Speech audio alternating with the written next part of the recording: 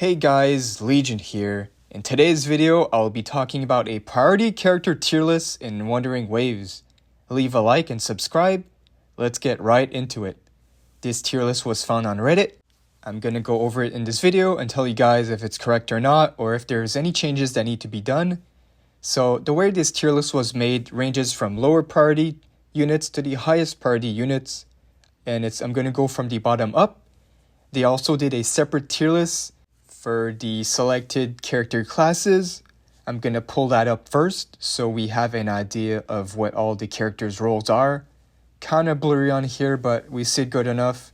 So we got the all-rounder on top, DPS, all the AoE, the supports, and the sub-DPS. That is a pretty good thing to have. I'm going to save that up. But now on to the main point of the video, the priority tier list. Okay, I just got done making the tier list myself, so we have a better visual on it. Okay, so what I can get from this tier list is we got all the free characters at the bottom, which makes sense since they are not priority at all if we get them for free. Then low priority, medium priority, and high priority. Let's talk about the low priority units first. 5-star Ling Yang at the bottom with a 4-star Alto. I kind of agree with Ling Yang, but I find Alto to be a very good unit, as well as being super cool. So to me, I kind of disagree with the Alto placement here. I would put this guy at least in medium priority. I don't think he's deserving of bottom tier for sure. Moving on to the medium priority. So we have the 5-star Jingyan, which is kind of crazy because he's like the coolest character in the game. And so if you guys like this guy, then yeah, please go for him. If you like his playstyle and gameplay, that is always better than going meta, in my opinion.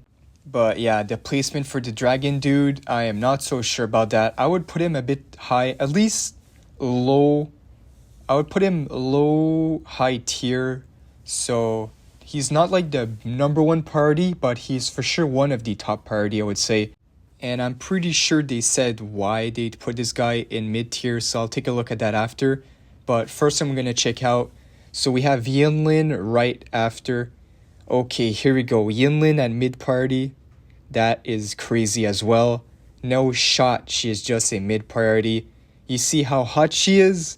She is the top priority because she's my waifu, and I won't take the disrespect. I don't care what you say, I'm going to turn this into a waifu tier list.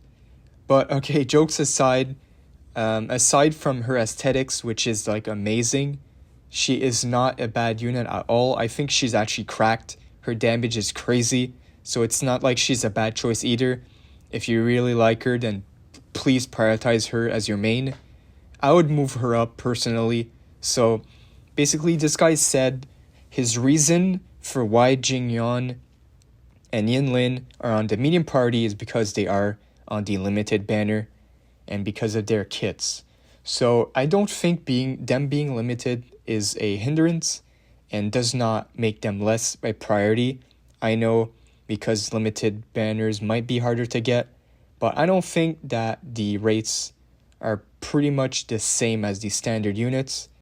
Yes, you could lose the 50-50, but I would say it's still worth it because they are a better high risk, high reward if you do get them.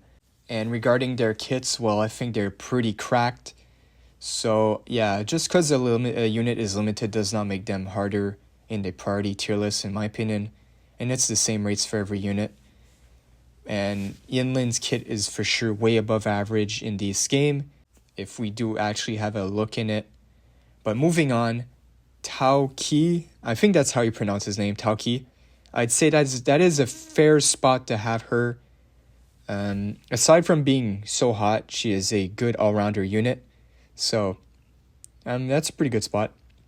All right, next up, then we have Encore. She is one of my favorite units in this game, personally. So I'm going to try to not be biased here. Encore deserves the world. She should be the highest priority unit on this game. Enough said. All right, jokes aside.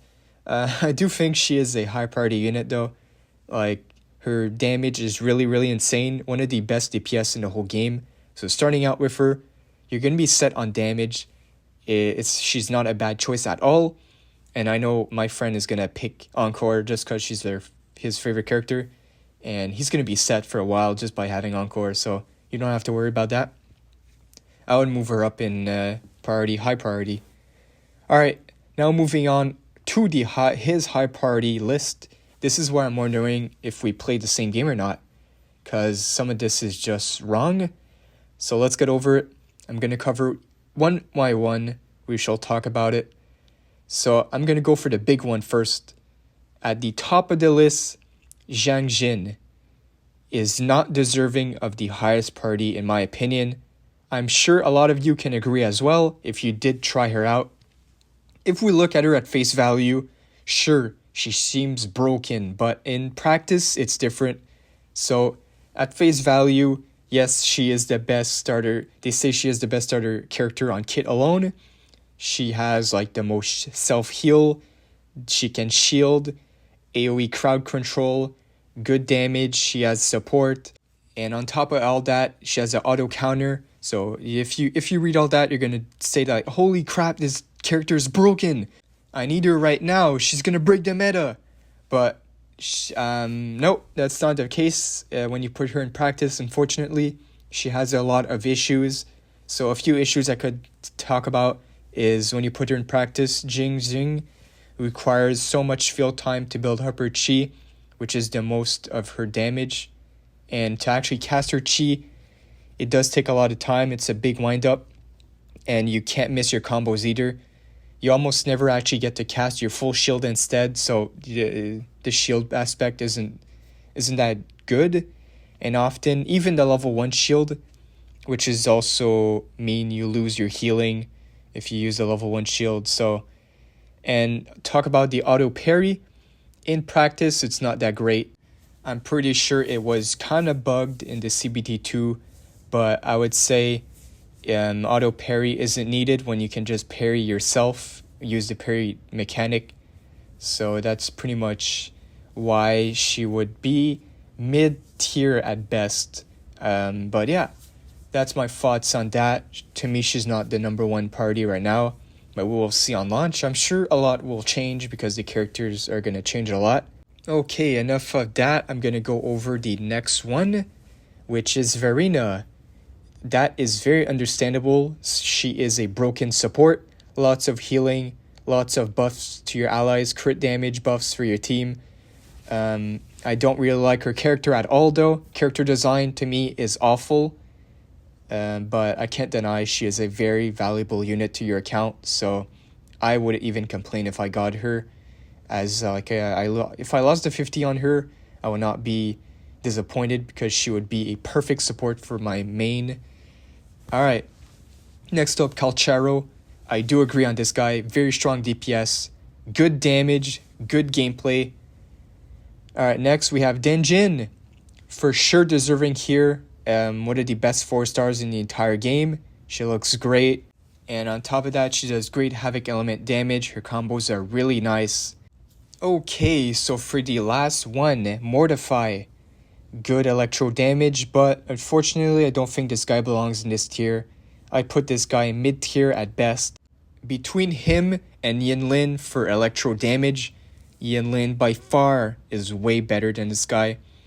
Not to take away anything Mortify can do, but I would say Yinlin is a way better pick, and I would switch the two in my opinion. But yeah guys, that is basically it for this character priority tier list review. Let me know your thoughts in the comments. Did this guy cook or not? I would say for half of them he cooked, and for the rest I would say he missed a few, but it's all good. We all have different experiences with units. It all depends on build team setups. I might have a better team setup with a certain character than others, and I would deem them more highly. So maybe that's what happened here. But yeah, guys, that is all for this tier list. Let me know if you agree or disagree. At the end of the day, I just recommend going for the characters you love over meta. And that's basically how I'm going to play the game. But you can use what we discussed here today as you will.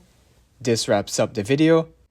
Thanks for watching, guys. I'm for sure going to keep uploading. I'll try to upload every single day until the game comes out. I know there's another month, but I'll try to squeeze as much amount of content that I can. Hopefully my channel pops off. As you know, I started One Punch Man World content and solo leveling Arise content only a few months ago, and I speed ran 1,000 subs. So hopefully Wuthering Waves can get me even higher. I'm really excited. I'm going to try my best. I'm going to grind. And all I got to do is grind more than the next guy. So yeah, guys, thanks for watching. I'll see you all in the next one.